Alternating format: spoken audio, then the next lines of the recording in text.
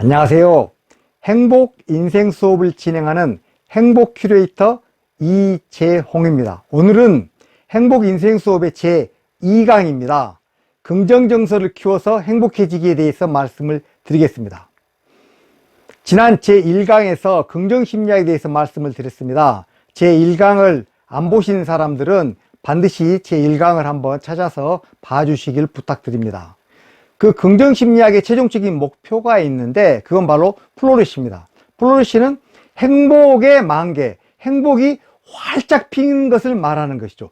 최고의 행복이 바로 플로리시입니다. 긍정심리학의 목표가 바로 플로리시인데 그 플로리시는 자세하게 말씀을 드리면 순간의 기분에 좌우되는 행복이 아닌 좀 더 풍족한 행복, 그게 바로 플로리시라는 것이죠.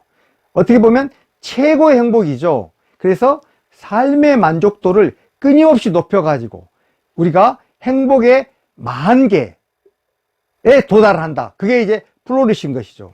그 플로리시를 도달하는 방법으로서 긍정심리학에서 제시하는 하나의 좋은 그러한 방법들이 있습니다.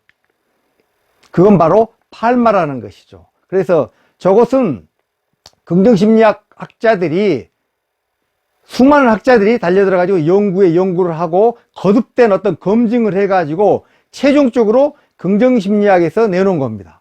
저 5가지 행복 비결이라고 해가지고 팔마인데 저건 굉장히 유명합니다. 우리나라에서도 조선일보에서 또는 어떤 각종 매스컴에서 여러 번 소개를 했었죠. 그래서 저건 조선일보에서 지난번에 그 몇 년 전에 소개된 내용인데 저렇게 팔마 저렇게 나오죠. 조선일보에서 4개 면에 걸쳐서 저 팔마를 아주 자세하게 설명을 했습니다. 근데 저런 어떤 또 조선일보의 내용이죠. 그래서 오늘은 그 팔마의 첫 번째입니다. P에 대해서 말씀을 드리겠습니다. 그것은 P는 포지티브 이모션을 얘기하는 것이죠. 긍정적인 정서, 짧게 말해서 긍정 정서를 말합니다. 지난번에 그 조선일보에서 설명을 할 때도 긍정정서에 대해서 굉장히 자세하게 저렇게 설명을 했습니다. 그럼 긍정정서가 무엇이냐? 예시가 바로 재미, 기쁨, 감사, 사랑, 흥미, 희망 저런 것들이죠. 저거 외에도 긍정정서는 굉장히 많이 있습니다. 대강 저걸 보시면은 어떤 게 긍정정서구나 아마 대강 전부 짐작을 하실 겁니다. 저런 내용들이 바로 긍정정서라는 것이죠. 저런 것들은 우리가 다 알고 있어요. 근데 문제는 구체적으로 실천을 안 한다는 것이죠. 그래서 오늘 저의 강의의 초점은 저 내용을 어떤 소개해 드린 게 아니고 어떻게 하면 우리가 긍정정서를 실천할 것이냐, 그 실천에 대한 구체적인 방법을 하기 위해서 저 긍정정서를 어떻게 하면 키울 것인가, 거기에 대해서 말씀을 드리려고 하는 겁니다. 긍정정서를 키우는 3가지 방법, 그게 바로 오늘 강의의 요점입니다. 긍정정서를 키우는 3가지. 첫 번째입니다. 습관화입니다. 작은 기쁨과 작은 아름다움을 자주자주 느낀다. 우리가 세상을 살아가면서 큰 기쁨을 그렇게 느끼는 건 그렇게 흔하지가 않습니다. 지난 1년 동안 또는 지난 5년 동안 큰 기쁨을 그렇게 맛본 적이 몇 번이나 있으세요? 사람에 따라 다 다르겠죠. 자녀가 결혼한달지, 대학에 합격한달지, 이런 건 굉장히 큰 기쁨이죠. 손주가 태어난달지, 내가 결혼한달지. 그런데 우리의 일생에 있어서 그런 일이 몇 번이나 있을까요? 로또에 당첨된달지, 이런 일들. 몇 번 없습니다.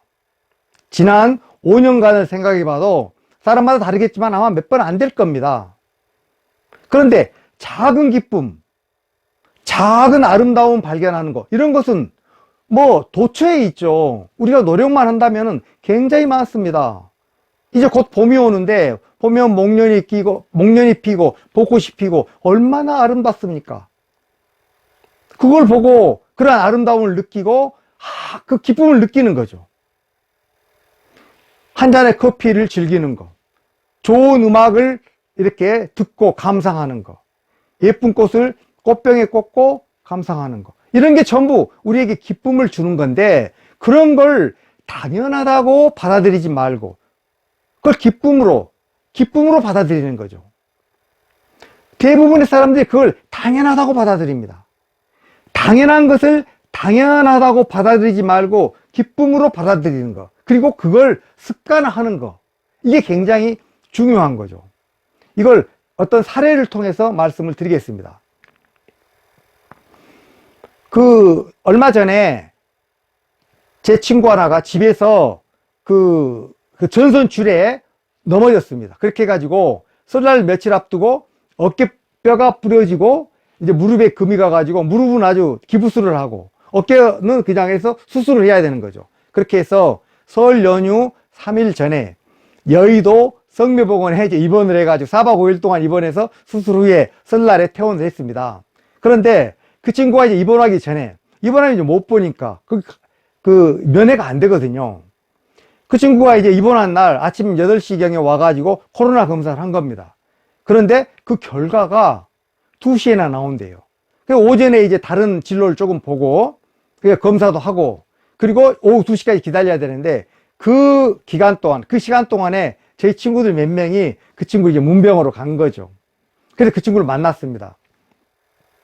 그 친구가 처음에 우리들한테 카톡으로 그 내용을 알렸을 때, 어깨뼈가 부러지고 무릎에 금이 갔다고 내용을 알렸을 때, 그때 아주 2마디를 강조하는 거예요. 그 2마디가 뭐냐? 그리고 우리가 면회 갔을 때, 문병 갔을 때, 그때도 마찬가지입니다. 2마디 강조합니다. 저겁니다. 참으로 다행이다. 너무나 감사하다. 그 친구가 미국에 사는 친구거든요. 그래서 남편도 지금 여기 와 있는데, 서울 지나고 뭐 하면 남편도 가고, 이 친구도 사실 이제 미국 가야 됩니다. 근데, 다리에 금이 가가지고 기부술을 하고 있고, 어깨뼈는 수술하고, 얼마나 깝깝합니까? 설날에 이제 가족 친지들도 모일 건데, 이렇게 사고를 당했으니 답답한 상황 아니겠어요? 그런데 그 친구는 만약에 그때 전선줄이 넘어져가지고 머리를 다쳤으면 어쩔 뻔했냐?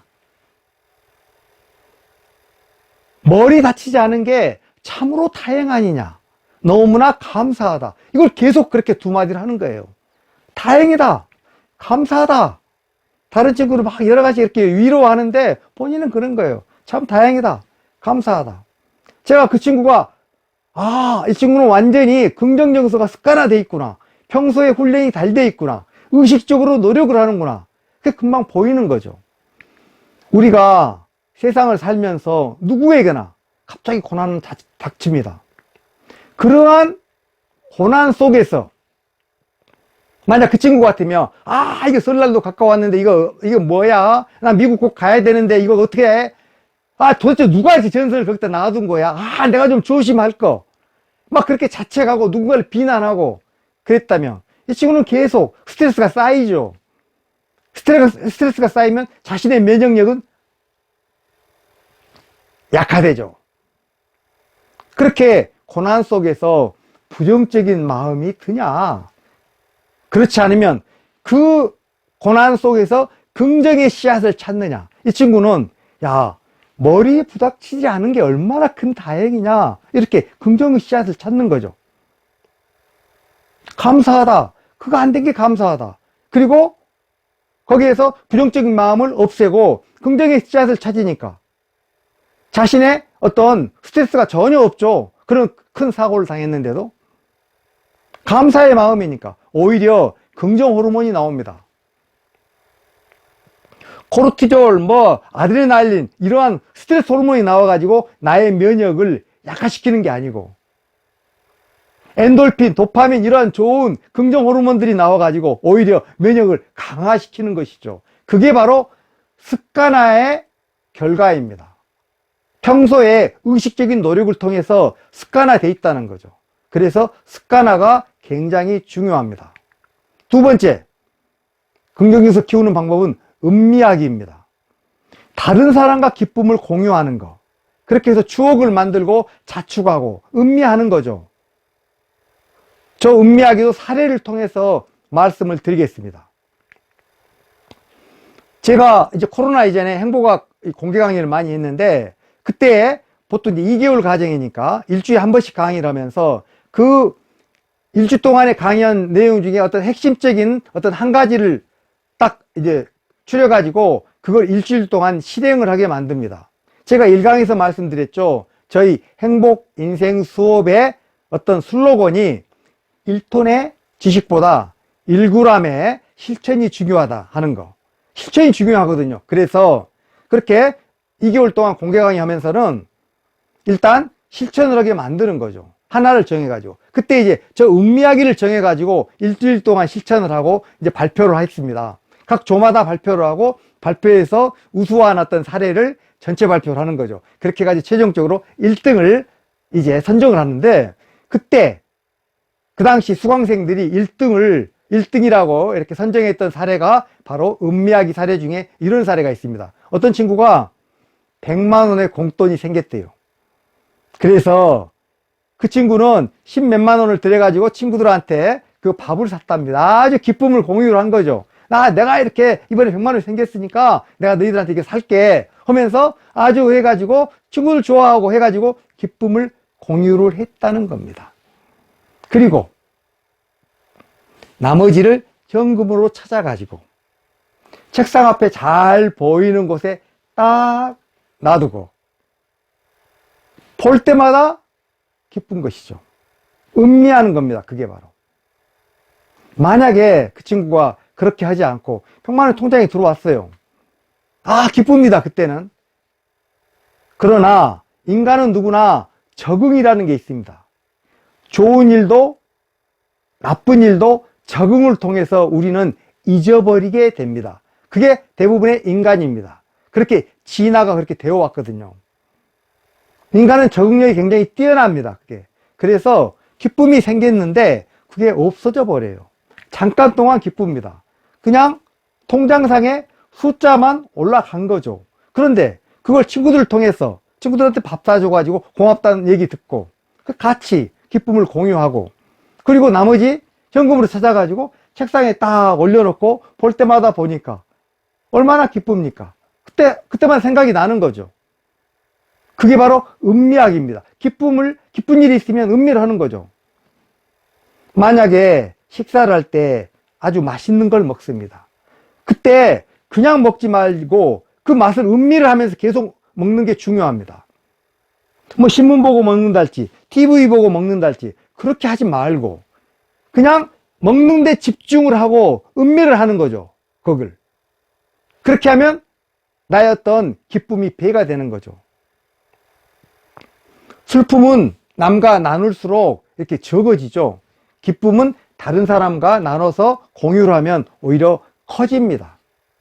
그래서 음미하기가 굉장히 중요합니다. 세 번째 긍정정서를 키우는 방법은 일상생활을 최대한 즐기면서 살아가도록 의식적으로 노력한다. 저기에서 의식적으로 노력한다는 게 너무나도 중요합니다. 의식적으로 노력한다.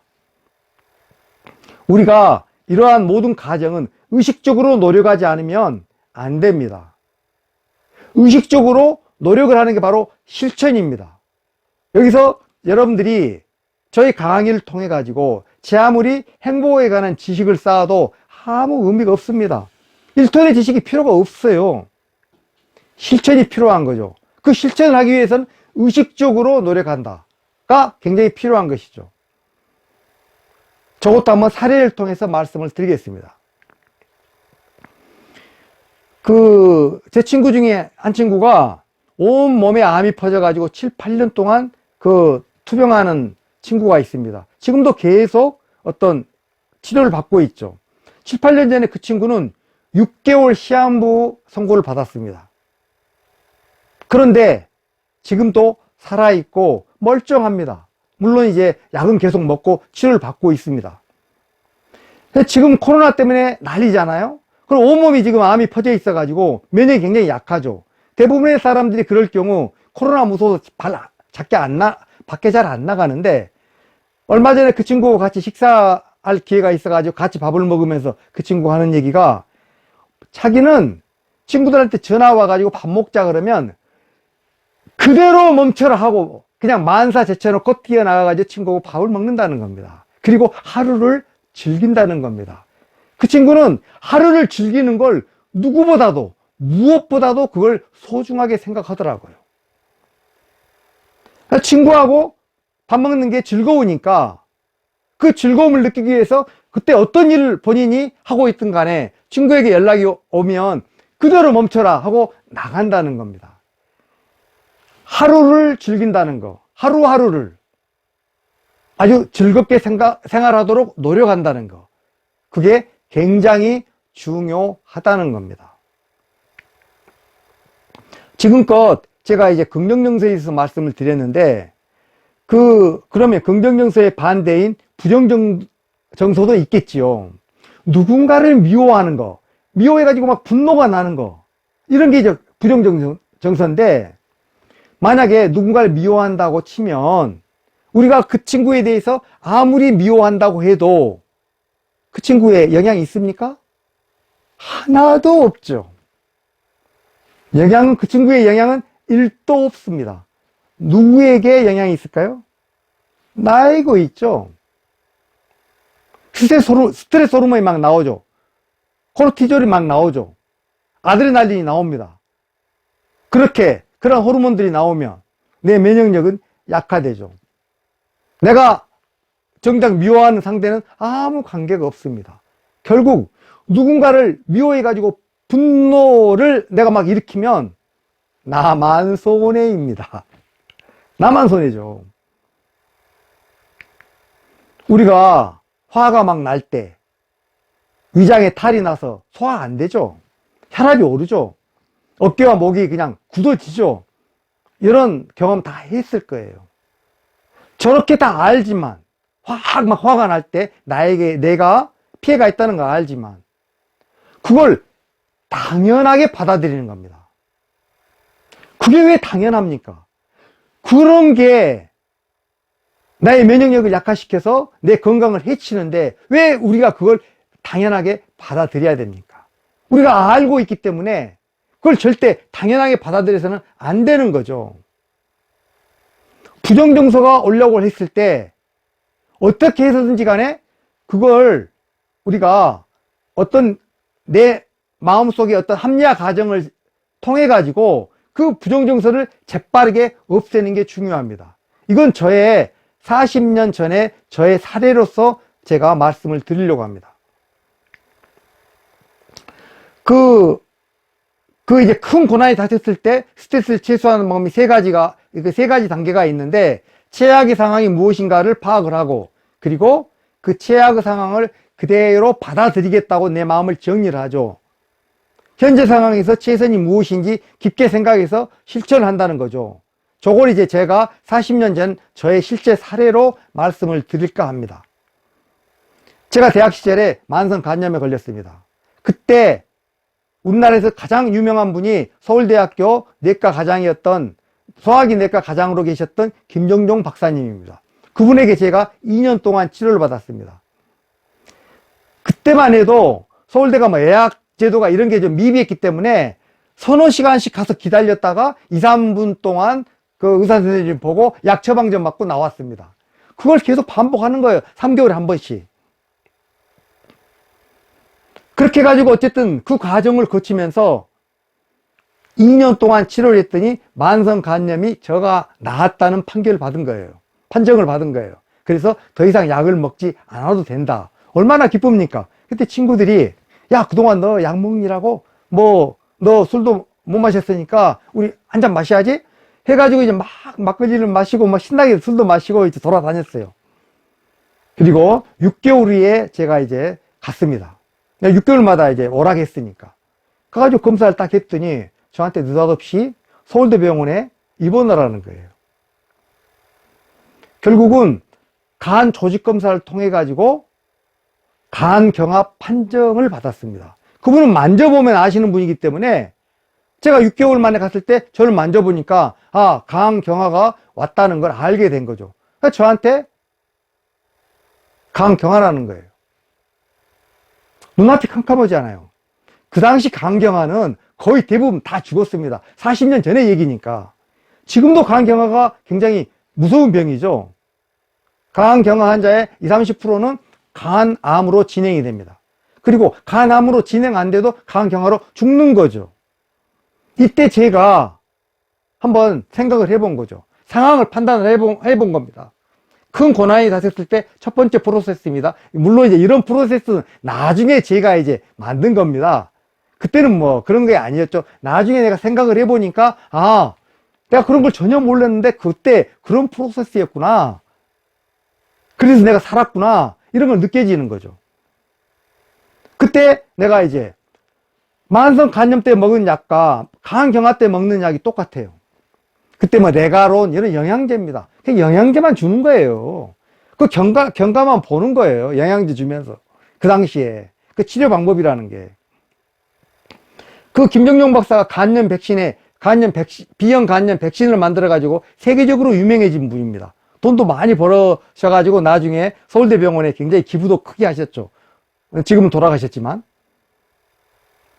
그런데 그때 만성 간염이나 간경화 약이 별로 없었던 거예요. 그래서 똑같이 영양제 주는 거예요. 제가 약을 비교해 보니까 똑같은 거예요. 이런 치료를 내가 할 필요가 있어? 이런 생각이 들더라고요. 그렇게 고생해가지고 서너 시간씩 그렇게 3개월에 한 번씩 가가지고 기다렸다가 2, 3분 약 받아 오는데, 근데 내가 그때 이제 대학을 졸업하고 대기업의 기획실에 이제 출근하기 시작했어요. 그러니까 이제 서울대병원에 가기가 어려워진 거죠. 그래서 제가 이제 결정을 했어요. 이 치료 그만 받겠다. 만성 간염을 판정받아가지고 2년 동안 치료를 한 다음에 완치 판결을 받았는데 어떻게 6개월 만에 강경화가 되냐. 그래서 이제 김정용 박사님을 신뢰하지 못하게 된 거예요. 그래서 그냥 안 했어요. 안 하고 나서 그러면은 내가 이 상황에서 그럼 뭘 어떻게 그거 안 한다는 거가 그 최악의 상황을 이제 가정을 해본 거죠. 아, 내가 지금 강경화야. 그럼 최악의 상황이 뭐냐? 그때 강경화 다 죽었으니까 뭐 죽는 거지.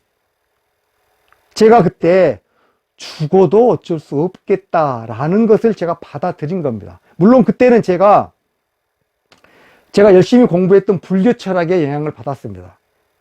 저는 이제 그 국민학교 시작을 해가지고 중고등학교 계속 교회에 다녔지만 대학에 들어와가지고 우연히 어떤 불교를 접해가지고 불교 철학을 하나의 신앙이 아니고 종교가 아닌 어떤 철학으로서 받아들인 거죠. 그렇게 해서 어떤 불교의 모든 건 인연이다.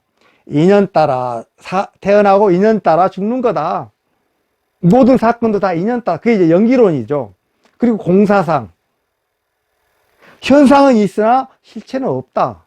그림자와 같은 거다. 구름과 같다. 현상 분명히 있는 거죠. 그러나 곧바로 하면 실체가 없어지죠. 그러한 공사상. 이걸 그대로 내가 이제 그때 철학으로서, 삶의 철학으로서 받아들였기 때문에 죽음을 받아들인다는 거가 그냥 제가 가능했던 것이죠. 그렇게 어쨌든 불교 철학의 도움을 받았지만 제가 죽음을 받아들인 겁니다. 그러고 난 다음에 자, 이 상황에서 내가 최선의 방법이 뭐냐? 김정용 박사한테 치료받는 거 포기했는데 최선의 방법이 뭐냐? 이걸 생각을 한 거죠. 그래서 자, 고단백을 섭취해야 된다. 그러면은 고단백의 최고가 사실은 콩입니다. 물론 이제 소고기 같은 것도 있지만은 소고기는 그걸 소화하는 과정에서 또한 또 간에 독이 되는 게 나오거든요, 거기에. 그래서 플러스 요인이 있고 마이너스 요인이 있습니다. 콩은 그렇게 뭐 독성이 되는 게 없어요.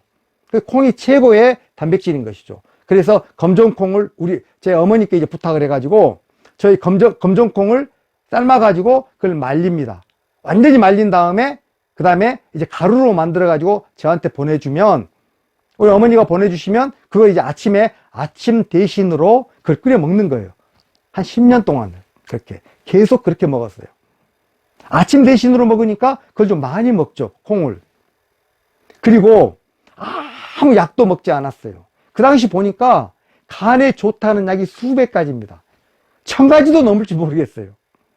많은 사람들이 막 이것도 먹고 저것도 먹고 막 한약 먹고 막 먹습니다. 근데 간이 다 독을 해독하는 거잖아요. 간에서. 사실은 그게 다 간에 부담이 되는 거거든요. 저는 아무 약도 안 먹었습니다. 건강식품 아무것도 안 먹고 감기약도 안 먹었습니다. 한 10여 년 동안. 감기 걸려도 그냥 버틴 거죠. 약을 먹질 않았어요. 간에 부담을 주지 않기 위해서. 그 다음에 세 번째. 그때 대기업 기획실에서 근무하니까 얼마나 바쁩니까? 그렇게 바쁜 도중에도 많이 피곤하면 그냥 적당히 핑계대고 나가가지고 사우나에 가서 한두 시간 자고 들어왔어요. 뭐 이러다가 뭐 내가 뭐 진급이 늦으면 어쩔 수 없지. 이렇게 그냥 받아들인 거죠. 그렇게 그냥 약을 다 끊고도 그렇게 고단백질인 그렇게 콩을 아침 대신으로 많이 먹고, 그리고 아무 약도 막 먹지 않고, 그리고 몸을 너무 피곤하지 않게 하고, 이렇게 했더니 병원에서 가봐도 그게 정지되어 있는 거예요. 지금껏 정지되어 있는 겁니다. 지금 간 기능 검사하면 다 정상으로 나옵니다. 40년이 흘렀는데 지금도 흔적밖에 안 나오는 거죠. 지금도 간 초음파 검사를 계속 하죠. 그럼 흔적만 나옵니다. 이렇게 우리가 인생을 살다 보면 고난은 어쩔 수가 없는 거예요.